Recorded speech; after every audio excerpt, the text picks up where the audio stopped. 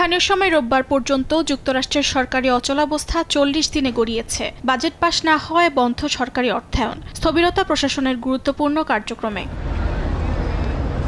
এই অচলাবস্থা মোকাবেলায় সিনেটের রোববারের বিশেষ অধিবেশনে কোনো ভোট নির্ধারিত না থাকলেও সংখ্যাগরিষ্ঠ দল রিপাবলিকানরা মিনিবাস প্যাকেজ যুক্ত করে একটি দীর্ঘমেয়াদী বরাদ্দ বিল পাশের চেষ্টা করে। তবে ডেমোক্র্যাটদের সমর্থন ছাড়া পাশ হওয়ার সম্ভাবনা ক্ষীণ বলে মনে করছেন বিশ্লেষকরা। সিনেটের সংখ্যালঘু নেতা চাক শুমার রিপাবলিকানদের উদ্দেশ্যে বলেন, যুক্তরাষ্ট্রের জনগণকে আর উপেক্ষা করা যাবে না। রিপাবলিকানদেরকে সমঝোতায় আসার আহ্বান জানান তিনি।